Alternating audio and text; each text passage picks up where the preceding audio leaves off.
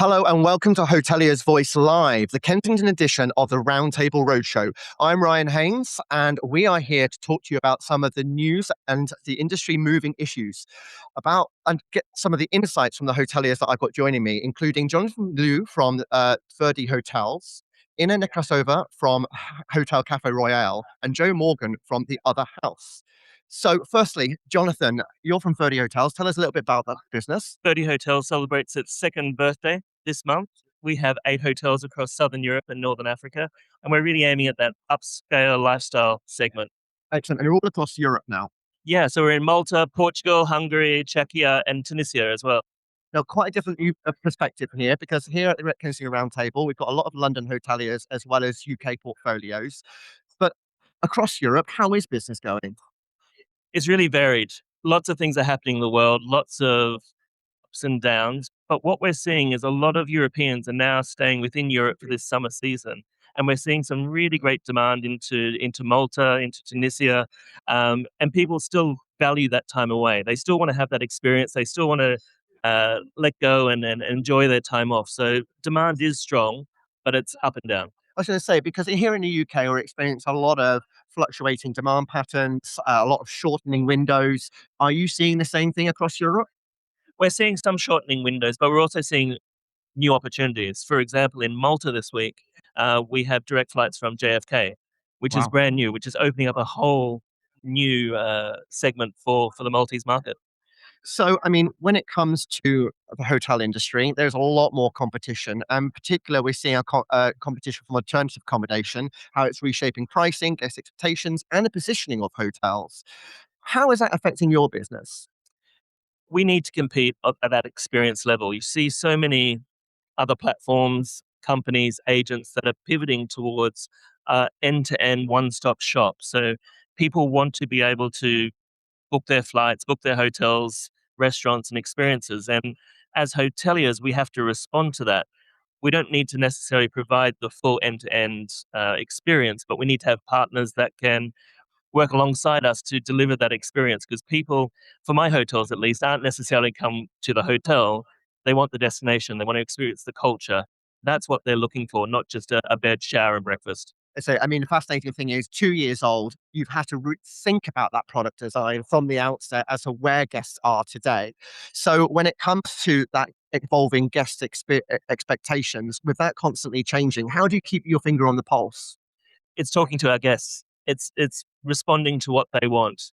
They're the ones that tell us what is valuable, and then we respond to our product and our services back to that. And we try to focus on those things that really matter. We don't want all the bells and whistles. We don't want to put extra cost in where the guests don't want it. It's really focusing on what they demand of us. We talk about technology a lot, potentially it being an equalizer in the industry. How do you utilize things like mobile check-in, digitalization across the business? Being a new brand, we've been able to be digital first in our design. And what we're trying to do is get all of our people as much time with our clients and customers as possible. So the technology element is really back of house and giving the tools to our team to make that experience something special. I was speaking to Porto Bay Hotels. There's a lot of focus on automation where AI plays a role, particularly in portfolio groups. And Yeah. you've got clustered or your headquarters, and you're managing all these properties nowadays. How much of that is a key component within the tech stacks that you've got? We have a lot of automation, we have a lot of AI in place, but it's trying to do those jobs that are boring, repetitive. For example, in our reservations, I remember working in reservations the day where you're doing arrivals checks and you're just going through lists and lists of people. We can automate that. It's just a series of rules. And that means that our people in reservations can be on the phone, they can be talking, they can be converting rather than doing the admin that we can automate. The great thing from your perspective is the fact that you've got a lifelong career, but also family history in hospitality. So you've seen the challenges and how they've evolved. Absolutely. I grew up in hospitality. My family had restaurants, and really seeing that change all the way through different technologies, internet has made a huge difference. But in essence, it's the interaction with the people that hasn't changed. And I think that's what's most important now. How do we bring that experience? How do we make someone feel valued, recognized? That's what true hospitality is. Thank you very much. Well, Jonathan, we're not alone on this sofa. We got to introduce our other two guests. So, Joe, both from a pretty much luxury hotel experience here in London. I mean, one of the big stories coming out, and I guess shifts that we're seeing in the market, challenges perhaps you've got, is luxury travel shifts towards experience. What is the meaning and power of pricing for hotels? Particularly, you're competing a lot in this luxury segment, and therefore pricing, if you lower it too much, is unsustainable. So, how do you look at how you define that brand luxury experience and maintain pricing that actually reflects the right level of guests to secure the occupancy you need? Yeah, it's a great point, and it's particularly challenging nowadays when we've got more macro and microeconomic uncertainty, and we have more luxury room supply into London like we've never seen before. So, absolutely, keeping in line with what your brand offers, and continue to offer that brand's value while also maintaining your pricing, not diluting your brand equity, which is really important. It's been really tricky, of course. But what I think is really important from our side is to remember who we are, the DNA of the hotel, really look at the type of customers that we are there for and who we're trying to attract, and then not be one product for everybody. So really focusing on those that are the right customers for us. But also equally, one misconception in luxury is that if somebody has pricing power, and if somebody has money, that they don't care about value for money, or they don't care about the price. It's absolutely not true. In fact, trying to offer a room to a lawyer from US and negotiate a price on that has always been a very interesting experience, because these are actually the people that do know how to handle their money very well. So again, understanding how our teams can be empowered in making sure that they can close deals, have that flexibility with the right type of customer, but also equally highlight the value that they're getting by staying with us, and understanding that price is not the only thing that you can negotiate at. So yeah, but it's been a very interesting experience for sure, particularly with the influx of amazing hotels into London recently, to continue to deliver the best value for money that you can. Joe, one of the key conversations we've been having here at the Kensington London Roundtable Roadshow was around brand and that brand experience, storytelling almost being a key element. Looking at the other house and the other hotels that you consult on, how do you ensure that you can, deliver that experience across operations that reflects the price that they're paying?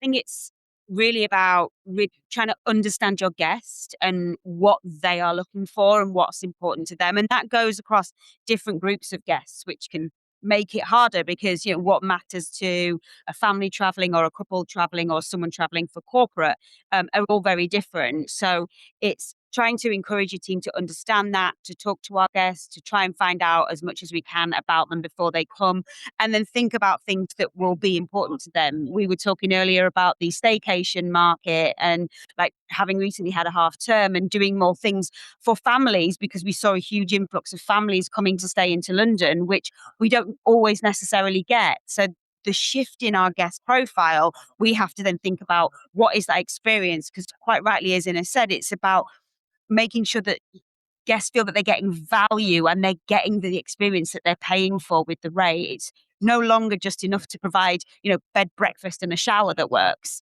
You actually have to provide a whole experience.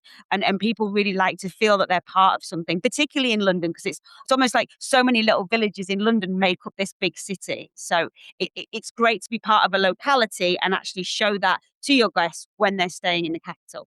I mean, the chief brand and marketing officer at Mandarin Oriental did share some of his insights there about the need for deeper connection with the guests, authenticity, right, human connection, the sense of belonging. Obviously, the risk of lowering rate is that hotels then become interchangeable. And if you see yourself as quite iconic or different in a hotel, it's so essential to maintain that price. Now, I know particularly in the last conversations that we've had, it's how brand can really enable you to sell more at the hotel, not just attain a certain level of revenue or room rate for the property. Yeah, absolutely. Again, it's understanding the lifelong value of a customer is a way more important metric that sometimes even the revenue generation in a particular day. And from our side, we also look at our room product, our suite product, and our penthouse product as three different products, and understanding that actually the branding for each has to be different and the type of client that gets attracted by each is going to be very different. One of the things that we've personally introduced that is providing that value for money, but also enabling guests to spend more at our property is for our higher tiered suites, we actually offer car service inclusion. So you can be picked up from an airport in a Mercedes Benz, and then for each full stay that you're staying with us, you get 5 hours for service. And actually showcasing that as you can go to Cotswolds, you can go to Faddark in Cotswolds, you could go and travel around for those 5 hours, but also then come back and again spend more time with the property. So this was one of the ways that creative ways of providing the value for money, but equally, the behind the scenes target of that is to increase our suite sales, which it has helped us to really push some of the suites where the occupancy maybe was sitting at a 20-30% to really add that additional 10 percentage 15 percentage points of occupancy in those. Jonathan, where do you look to try to attain additional revenue within your properties? All through the process, there are different ways. Really, for us, it's understanding what is going to add value to the customer, then understanding how we can monetize that and deliver something straight to the customer. We don't want them leaving our ecosystem. We don't want them going to find something somewhere else. We just try and make it really easy. And then as we can get that to our customers and know what they want, it's an easy purchase from them. I mean, talking about easy purchases, I mean, poor website experiences are costing hotels bookings. They're losing bookings, obviously, when online experiences it creates the barriers, unnecessary barriers for guests. And industry data shows that hotel websites convert direct visitors at around 1 to 2%, while OTAs convert at around 4 to 6%. So quite considerably different. I think that you definitely see a greater connection between guests and the direct channel, but it's important to make sure that that's a smooth journey. How have you approached that to ensure that you optimize that direct experience all the time?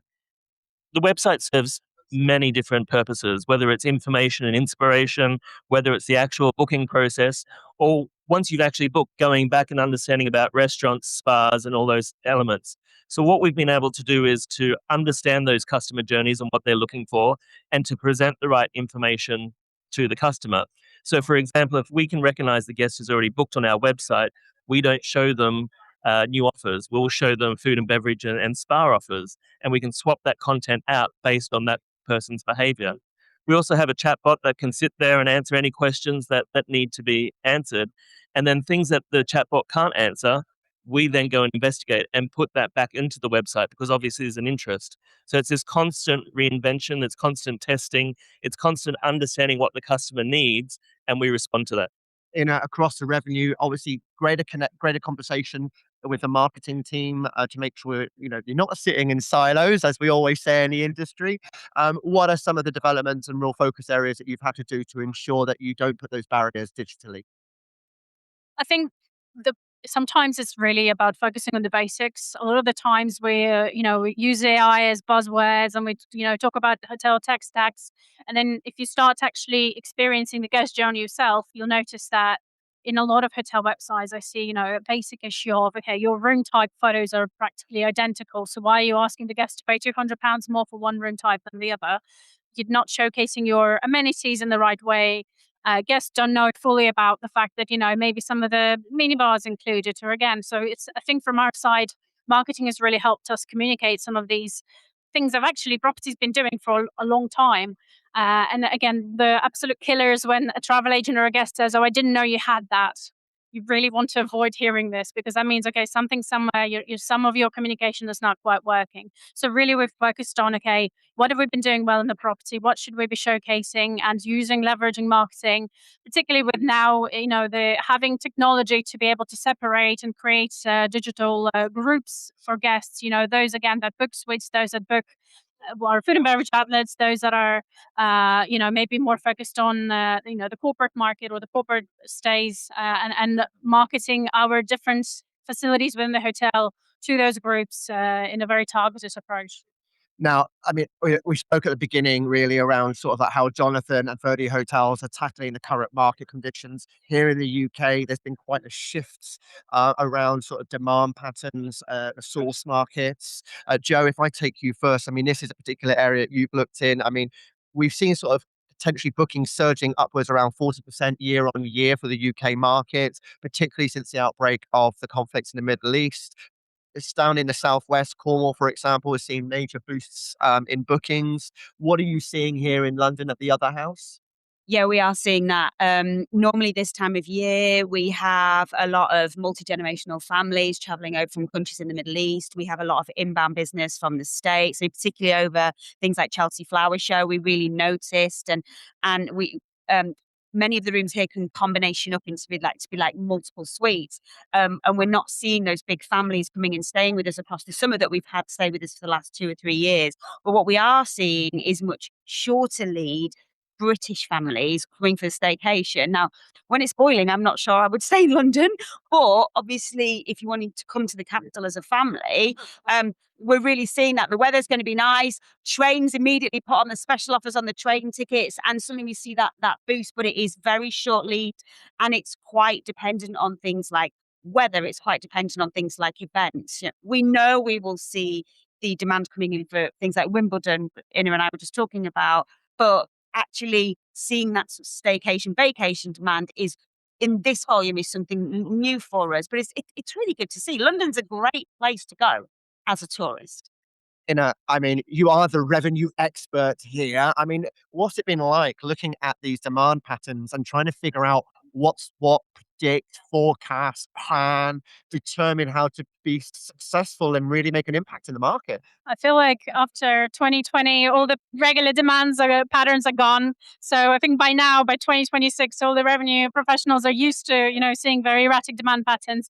Obviously, it's been interesting to echo what Joe was saying. We also noticed huge staycation demands. In fact, back in March, and for the first time, I was just telling my table, the first time in May, UK actually overtook US as our dominant market. And in May alone, we've seen over 120% growth on UK market. And again, considering that it's usually our top second, so the numbers are big. And funny thing, US also grew in May. However, there is more uncertainty when it comes to summer. It feels like, again, usually big Middle Eastern families and bookings, they anyway come quite short lead time. But at the moment, it's quite difficult to make a call. But we are focusing on the markets that are there. So we're reviewing our family offers, make sure that we stay as attractive as it can be for families to stay as that top choice in London if you are doing your staycation in London, and making sure we talk about the pool if there's a heat wave and how nice and cool it is in subterranean pool Now, in centre of Piccadilly. let me ask you, I mean, for years, you and I have been on panels talking about the role of systems and technology in supporting you with responding to patterns and forecasting. Does the revenue management system have much of a play right now, or are you having to really get in there into the weeds and take control? There is definitely an element of a lot more monitoring and telling the system maybe that there is more uncertainty, factor things in. So there is an element of, having to work with the system a lot more closely than perhaps you would before. But the revenue management systems these days are pretty clever when it comes to short lead time. So even again, after the pandemic, a lot of the algorithms have been geared to consider more shorter lead time patterns. So not necessarily year on year, but maybe week on week. Having more impact there. But is you cannot remove the intelligence of a human outside of these patterns. Again, we talk about AI. AI is great, algorithms are great, but you really need that human level and human layer of overview of the system, especially when things are so uncertain as they are now. Excellent. Okay, so you are joining us live from the other house for the Kensington edition of the Roundtable Roadshow for Hotelier's Voice. I am Ryan Haynes, and for our final topic here today, we're working in the hospitality industry. So what are we expecting from hospitality careers today? How do we frame hospitality for a new generation? And what does that mean and how we rethink service and delivery? Because a lot has happened in recent years. That sort of stay home, don't move anywhere massively impacted the industry. I mean, one of the things, Jonathan, that we're aware of, and you travel a lot for work, um, hoteliers, hospitality professionals have always relocated for jobs, but that's not happening so much, is it anymore? How do you identify, find, and encourage talent to come and work for you? It's more about selling the lifestyle and the career progression. It used to be just, work in a hotel while I'm at university. but there are such dedicated career paths now, whether it's in commercial, whether it's finance. There's so many elements that you can actually build a full career, travel the world, and really make something of it. So as an industry, we have to make more of that development path and talk about that career rather than just being a stopgap to another career. I mean, it is a thing, isn't it, Joe, that people come and they get a job behind the bar because it's just a job. They need some money in their back pocket, but they are looking for connection nowadays. And this is something that hospitality is able to provide. And I guess it's about diving deep into that and really understanding how you're able to offer, a lot more of a deeper experience and connection with their job rather than just it filling their bank account. Yeah, absolutely. I mean, gone are the days where people worked all the hours God sent, and it's almost you had to kind of get your badge of honor because you worked all the hours that week, and all of that kind of thing. Nowadays, hospitality, like many businesses, are really looking out for the well-being of people, looking out for engagement with people, building those people cultures, and quite rightly, as Jonathan said, those career paths. You can have an amazing career in hospitality and follow multiple different strands. It's not just operations. There's finance, there's commercial, there's HR. There's all kinds of different ways in which you can grow your career, and across multiple businesses and different countries in the world. And that's really attractive to people these days. And the best hospitality companies are really capitalizing on that. As I think you mentioned, people don't want to run up loads of debt going to uni anymore. Hospitality is a great career to build and grow within a business. Jonathan's family is in hospitality. How did you start in hospitality? My mate's mum ran a silver service business, and at 15 years old, she taught me how to silver serve. And however many few years later, I'm still in hospitality. And Inna, how did you start off in hospitality? I started in housekeeping when I was 17 as a summer job in a luxury hotel. Never left. No, I mean, we met when you were working for a big brand. Now you're working for an independent, the Hotel Cap Royale. What is that experience like moving from big brands to independent? I mean, there's a lot to be liked about branded hotels because if you're starting your career in there, you really get to know foundations and how to do things well, best practices. However, once you move to an independent hotel, the flexibility and the speed of implementation that you have is unrivaled when it comes to branding. Independent hotels have a lot of leverage when it comes to being more innovative, thinking outside the box, not being told by headquarters, no, you can't do that, for whatever reason. So I think I'm really enjoying it. I'm enjoying it a lot. Excellent. That's wonderful. I mean, hospitality does have a unique advantage in the fact that what you do every day really matters. You can make an immediate impact on your guests and see the result, either in how much they spend behind the bar or the reviews they leave behind. And this is an opportunity for us to really knuckle down and support hospitality workers in recognizing this and being rewarded every single day. So that is a challenge that we have in ourselves, is helping employees seeing that impact they make every day. Well, I hope to see you here on the Roundtable Roadshow at some point with Hotelier's Voice. Do keep tuned. We got to go back and talk to the roundtables that are currently happening all around us. You might hear the hubbub of conversation that's happening. But from Jonathan, Joe, and Inna, thank you ever so much for joining me on the couch. It's been wonderful to hear your views and opinions. I'm Ryan Haynes with the Hotelier's Voice. Ciao for now.